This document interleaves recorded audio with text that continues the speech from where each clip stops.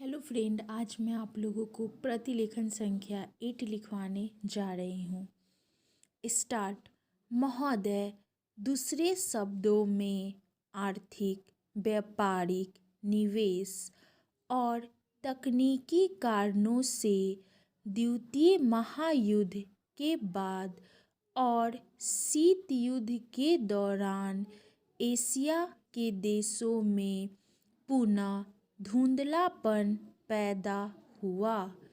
लेकिन यह बात सही नहीं है कि एशिया की संस्कृति और सभ्यता को पश्चिम के प्रभाव और आधुनिकतम तरीकों ने नष्ट कर दिया। हाँ, एक धक्का जरूर दिया, पर समय समय पर एशिया का यह रूप, एशिया की यह सभ्यता और संस्कृति बलशाली तरीके से उदयमान होती दिखाई देती है। पंडित जवाहरलाल नेहरू ने 1945 में अपनी पुस्तक डिस्कवरी ऑफ इंडिया में एशिया की पहचान पर लिखा है कि 1000 वर्षों से जब यूरोप अपने अंधकार के युग में था, एशिया ने अपने मनुष्यों की प्रगतिशील आत्मा को प्रभावशाली ढंग से दर्शाया। उन्होंने यह विश्वास भी जताया कि एशिया की संस्कृति और सभ्यता यूरोप की संस्कृति और सभ्यता से अधिक प्राचीन है।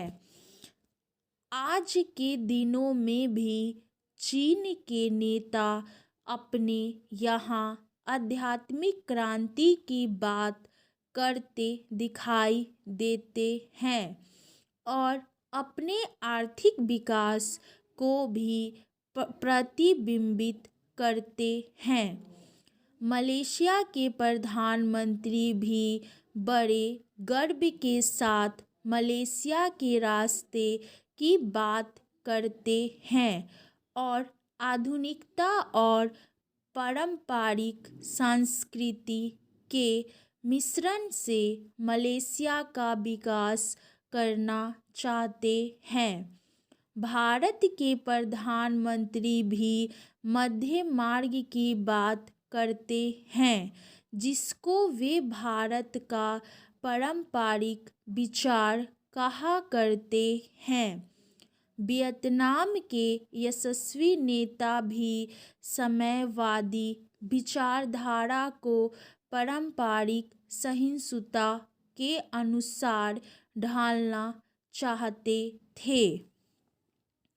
एशिया के इन सब नेताओं की समय समय पर की गई घोषणाओं का वर्तमान संदर्भों में पूरा अर्थ लिया जाना चाहिए, जो एशिया की पहचान को नए सिरे से बनाने में सहायक सिद्ध हो रहा है।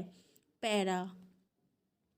यहाँ यह भी बताना उचित होगा कि हाल के वर्षों में एशियाई देश, विशेष रूप से पूर्वी एवं दक्षिणी पूर्वी एशिया के देश, एशिया के सुदृढ़ देशों के रूप में उभरे हैं और इन देशों के आर्थिक विकास की दर विश्व के किसी भी अन्य देश के आर्थिक विकास की दर से अधिक है तथा जिनके आने वाली शताब्दी में विश्व आर्थिक व्यवस्था के निर्माताओं के रूप में उभरने की आशा है।